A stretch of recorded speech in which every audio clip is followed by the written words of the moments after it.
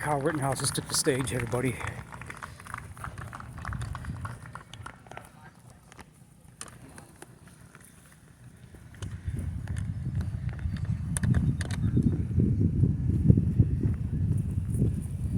Ladies and gentlemen, I stand before you today not just as a young man who has experienced more than his fair share of adversity, but as a testament to the enduring power and necessity of our constitutional rights. We all know the story.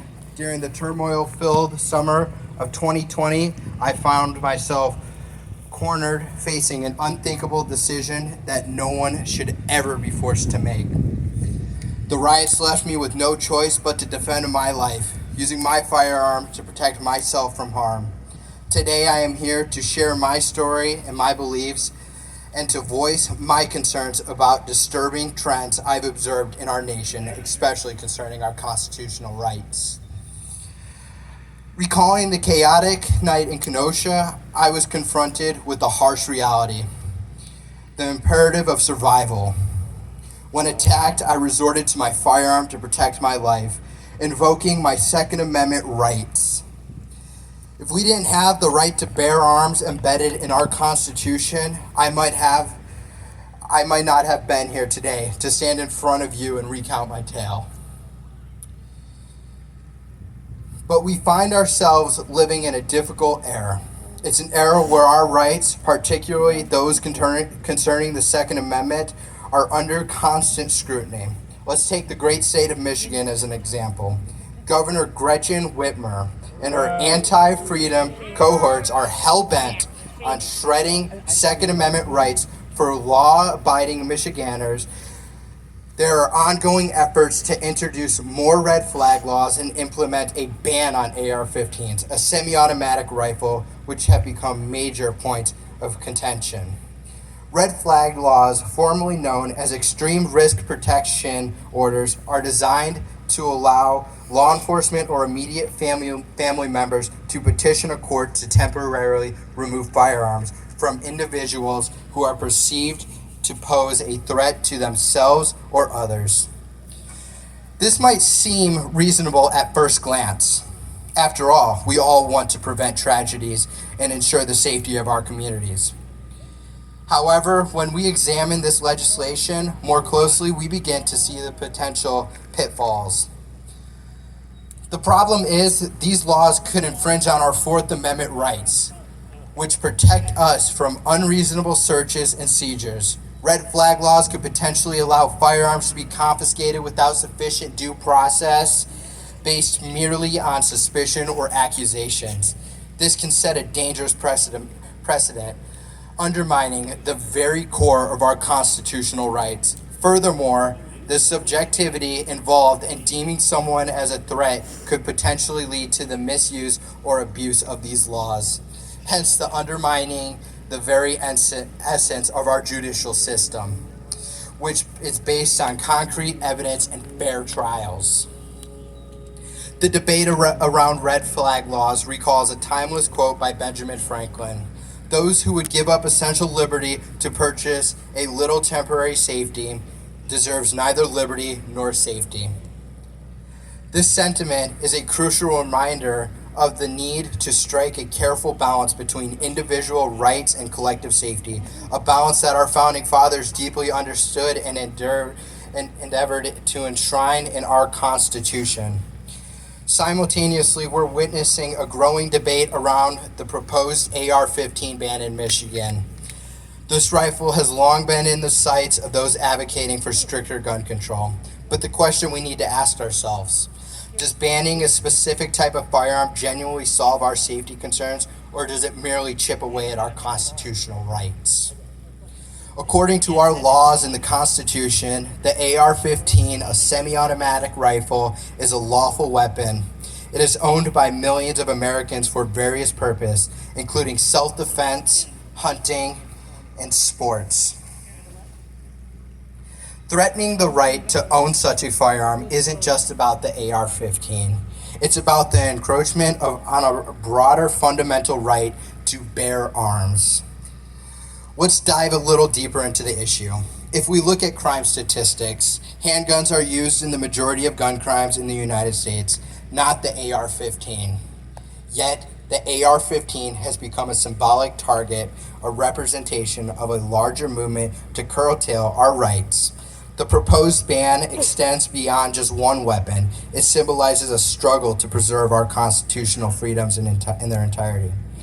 Grassroots organizations like the Great Lakes Gun Rights, Texas Gun Rights, I'm from Texas, and National Association from Gun Rights are at the forefront of defending these at both state and national levels to safeguard our Second Amendment rights. Great Lakes Gun Rights, for instance, has been essential in advocating for gun rights of Michigan residents and fighting back against the agenda of gun ban politicians.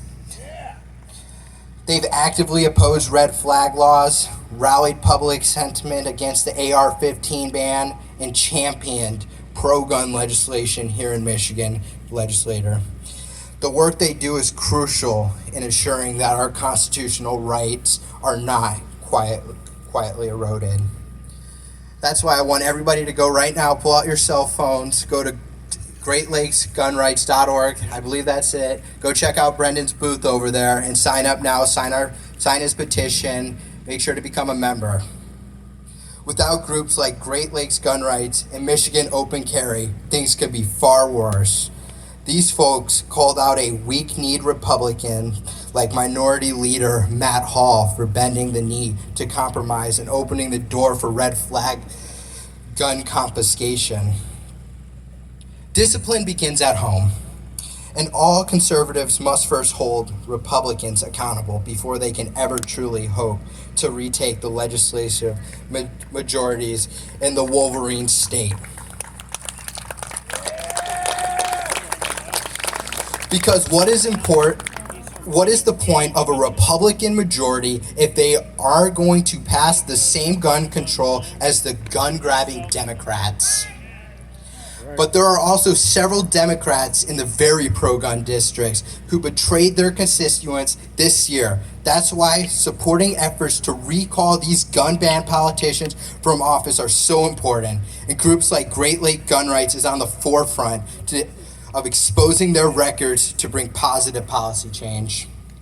At a national level, the National Association for Gun Rights works tirelessly to protect our rights. Their efforts include lobbying against federal red flag laws and the ban of the AR-15, reminding us that the vital role of civic engagement and vigilance play in maintaining our rights.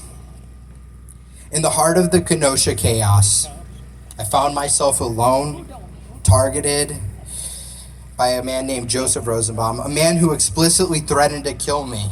If I catch you alone, I'm going to effing kill you. Those were the words that he spoke to me that night. He did catch me alone. He chased me down and cornered me, leaving me with no choice but to defend my life. The choice I made to defend myself wasn't just about survival. It was a testament to why our right to bear arms is essential. The case of Daniel Perry in Texas, the great state of Texas, out of all places. It was a similar case, but it's less known. He was surrounded by rioters, with one aiming an AK-47 at him. Daniel was forced to defend himself. Unfortunately, his legal outcome diverged from mine, and he's currently serving a prison sentence. The thought that one could be punished for choosing to survive is deeply unsettling. These are not just the laws and bans we're discussing. We're talking about our rights, our freedom, and our lives. As we navigate these challenging times, witnessing the rise in mental illness, crime, and violence, we must question whether we will stand by as our rights are chipped away, or will raise our voices, assert our concerns, and fight for the preservation of our constitutional rights. Let's not forget the privilege we have being born in this great nation. The United States of America has afforded us freedoms many people across the world can only dream of. We have the duty to protect these freedoms for our generation. generations. It's our responsibility. It's our responsibility to call out these rhinos and these Democrats that are pushing these anti-gun legislation and go and vote for the right people. And if somebody votes for a bad bill, we need to vote somebody in that's going to change that bill and change the laws here in Michigan.